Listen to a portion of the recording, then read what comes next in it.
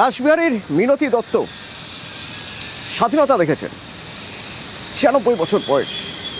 দেশ স্বাধীন হয়েছে, স্বাধীন দেশের বিশ্বের বৃহত্তম গণতান্ত্রিক দেশের গণতান্ত্রিক অধিকার ভোট দেওয়ার অধিকার, যে ভোট দেওয়ার অধিকার সুনিশ্চিত করবে নির্বাচন কমিশন।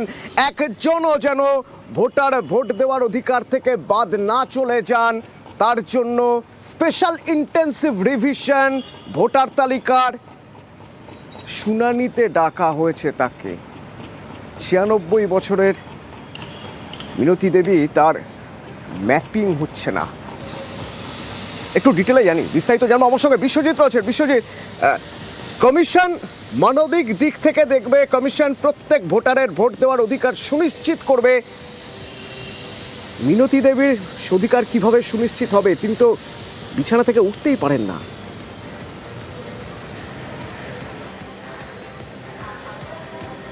একদমই, শুধুমাত্র যে বিছানা থেকে উঠতে পারেন এই তথ্য বা যে অনেকের অজানা এমনটা নয়। 2025 সালে মিনতি দেবী এই বিছানায় শুয়েই ভোট দিয়েছেন। তার জন্য বাড়িতে এসেছিল নির্বাচন কমিশনের প্রতিনিধি, আর সেই নির্বাচন কমিশন তাকে শুনানিতে ডাকছে 2026 সালে। একটা 96 বছর বয়স, 97 পা দেবেন জুলাই মাস হলে। শতবর্ষের দোরগোড়ায় দাঁড়িয়ে যিনি স্বাধীনতা দেখেছেন, তার কাছে এটা চরম অমানবিকতার নয়, এটা শুধু তার কাছে লজ্জারও বটে। যে কমিশন তাকে বাড়িতে এসে ভোট নিয়ে যাচ্ছে, যে কমিশনের প্রতিনিধিরা তার বাড়িতে এসছে, তিনি শয্যাশায়ী বলে, তিনি বৃদ্ধ বলে এবং নবদ্বীপর বৃদ্ধ, তাকে বাড়িতে এসে ভোট দিয়েছেন, তিনি নাগরিক অধিকার প্রয়োগ করেছেন, তাকে আবার এনুমারেশন ফর্মও ফিল আপ করেছেন। তারপরেও তাকে ডাকা হচ্ছে শুনানিতে। 30শে ডিসেম্বর তাকে শুনানিতে ডেকেছিল কমিশন। আর কমিশনের এই একটা প্রশ্ন থাকছে বিশ্বজিৎ, যখন বলছো যে নির্বাচন কমিশন জানেন যে তার পক্ষে ভোট দিতে যাওয়াও সম্ভব নয়, তার বাড়িতে এসে ভোট নিয়ে যেতে হয়, ঠিক তার পরের বছর এসআইআরে তাকে ডাকা হলো শুনানিতে, হিয়ারিংয়ের জন্য তাকে যেতে হবে, তো তার বাড়ি থেকে কেউ কোনো অভিযোগ করেননি, কেউ নির্বাচন কমিশনে গিয়ে কোনো কথা বলেননি বা বিএলওর সঙ্গে কোনো যোগাযোগ করেননি?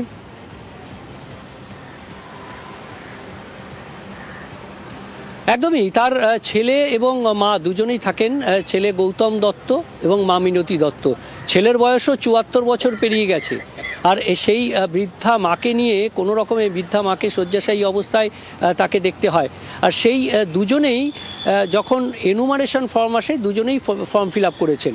তারা 2002 সালে তারা গড়িয়ার ভোটার ছিলেন, অর্থাৎ সোনারপুর বিধানসভা কেন্দ্রে ভোট দিয়েছেন।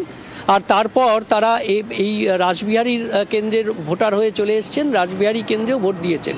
তারা সেই তথ্য দুজনেই সেই এনুমারেশন ফর্ম ফিল আপ করেছিলেন। অথচ দুজনে ফর্ম ফিল আপ করেছেন, নোটিশ এসেছে শুধুমাত্র এই 96 বছরের মায়ের। আশ্চর্য হয়েছেন তখন। 30 তারিখ বেলা 2:30টার সময় তাকে শুনানিতে ডাকা হয়েছিল। ছেলে তার আগেই পৌঁছে গিয়েছিলেন সেই শুনানি কেন্দ্রে। 30শে ডিসেম্বর, এবং তারা গিয়েছিলেন শুনানির জন্য, গিয়েছিলেন তারা ডিসেম্বর। একদমই, গৌতম দত্ত সমস্ত ডকুমেন্টস নিয়ে হাজির হয়েছিলেন। সেখানে বিএলও ছিলেন, এআরও ছিলেন, সমস্ত নির্বাচন কমিশনের যারা শুনানিতে থাকেন সেই প্রতিনিধিরা ছিলেন। তাদের সামনে সমস্ত ডকুমেন্ট, ব্যাংকের কাগজ থেকে শুরু করে তার নামে কলকাতা পুরসভার যে ট্যাক্সের রসিদ যায় সে সমস্ত বিষয়, এনুমারেশন ফর্ম থেকে শুরু করে তার 2025 সালের 2016 সালের যে ভোট দিয়েছেন সেই ডকুমেন্টস পর্যন্ত নিয়ে গেছেন। অর্থাৎ সমস্ত ধরনের ডকুমেন্টস, এছাড়া ভোটার কার্ড বা আধার কার্ড তো রয়েছেই, অন্যান্য যে সমস্ত ডকুমেন্টস প্রয়োজনীয় সেই সমস্ত ডকুমেন্টস নিয়ে যখন তিনি বলেন, তখন তাকে আশ্বস্ত করা হয় তার বাড়িতে যাবেন। 30 তারিখ শুনানি ছিল, তিনি ভেবেছেন যে 30 তারিখ হয়তো বিকেলের মধ্যে আসবেন। 30 তারিখ আসেননি, 31 তারিখ গেছে, 1 তারিখ গেছে, আজ 2 তারিখ, এখনও পর্যন্ত আসছেন না। এদিকে যিনি শয্যাশায়ী, যাকে নোটিশ পাঠানো হয়েছে, তিনি বলছেন যে আমি তো বেঁচে আছি। এই বয়সে এসে তার এই স্বগতোক্তি যে আমি তো বেঁচে আছি, তাহলে কেন আবার এই সব? মানে এই প্রশ্নটাই তিনি তুলছেন বিছানায় শুয়ে শুয়ে। আর যে ছেলে 74 বছর, তারও পক্ষেও এই ছোটাছুটি করা যথেষ্ট কষ্টসাধ্য। তিনি দোতলার উপরে থাকেন, সিঁড়ি ভেঙে। 74, টেনশন তো হবেই। এত বছর পরে এসে ভোটাধিকার যদি হারিয়ে যায়, ভোটাধিকার যদি খোয়া যায়, টেনশন তো হবেই। সেরকম পরিস্থিতি তৈরি হবে না তো? ভোট দেওয়ার অধিকার হারিয়ে ফেলবেন না তো? 96 বছরের মিনতি দত্ত এই টেনশনে রয়েছেন, কারণ 30 তারিখে যাওয়ার পর তাদের বলা হয়েছিল, তার ছেলেকে বলা হয়েছিল বাড়ি আসবেন বিএলও। আজ হয়ে গেল 2 তারিখ, কই এখনো তো এলেন না। টেনশন হওয়া তো স্বাভাবিক। কি বলছেন ওরা, শুনবো। এখন কি একটু ভয় লাগছে নাম উঠবে কিনা? হ্যাঁ, এইসব তো ভয় লাগবে। সাধারণত আমরা সব সময় বাড়িতেই তো থাকি, ভয় কিসের? আমি তো নকল কিছু নই। হ্যাঁ, তা আমি তো এখনো বেঁচে আছি। এত বছর বয়স, এতদিন ধরে থেকে সবকিছু প্রমাণ দিয়েও ভোটার থাকবে কি না থাকবে সেটাই তো একটা প্রশ্ন। 30শে ডিসেম্বর আপনাদের শুনানি ছিল, শুনানি কেন্দ্রে গিয়েছিলেন, কি হলো? তারপরেও কি কেউ এলো? অনেকে তো বললেন যে আমরা বাড়িতে আমরা লোক পাঠাবো, আমরা গিয়ে দেখে আসবো, তারপর তো আসেননি কেউ। আপনার নাম রয়েছে, আপনার মায়ের নামে নোটিশ, সেটি তো বুঝতে পারছি না। আপনারা এসআইআর ফর্ম, যে এনুমারেশন ফর্ম, সেটা এসেছিল মায়ের নামে? হ্যাঁ হ্যাঁ, এসেছিল, ফর্ম ফিল আপ করে দিয়ে দেওয়া হয়েছিল, সব কিছু দিয়ে দেওয়া হয়েছিল। যদি তার বাড়ি গিয়ে শুনানি না হয় তাহলে কি হতে পারে? কড়া হুঁশিয়ারি ছিল নির্বাচন কমিশনের।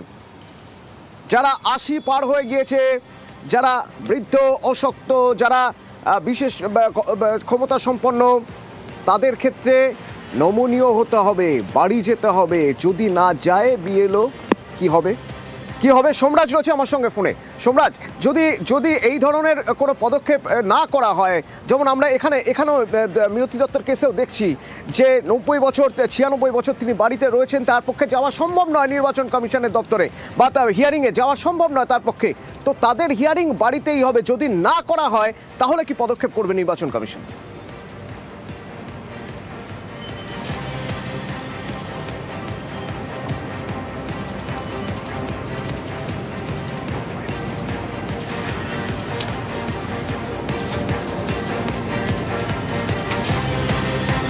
আশির বেশি যাদের বয়স হয়ে গিয়েছে,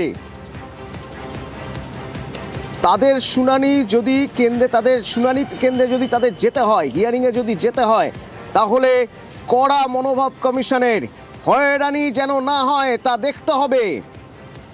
সোমরাজ রয়েছে আমার সঙ্গে। সোমরাজ, আমরা এই ক্ষেত্রেও দেখলাম, মিনতি দত্তর ক্ষেত্রেও দেখলাম 96 বছর বয়স, তার পক্ষে তো শুনানি কেন্দ্রে যাওয়া সম্ভব নয়। যদি তাকে যেতে হয়, যদি সেরকম পরিস্থিতি তৈরি হয়, তাহলে কি পদক্ষেপ করবে কমিশন?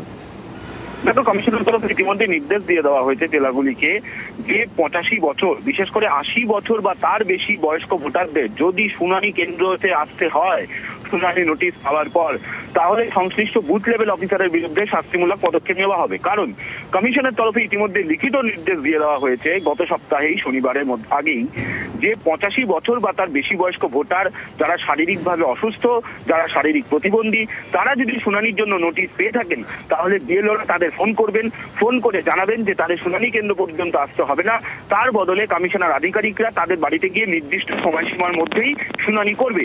কিন্তু তারপরেও এই ছবি কেন দেখা যাচ্ছে যে বয়স্ক ভোটারদের শুনানি কেন্দ্র পর্যন্ত আসতে হচ্ছে, যেখানে কমিশনের তরফে গাইডলাইন দিয়ে দেওয়া হয়েছে, নির্দেশিকা দিয়ে দেওয়া হয়েছে।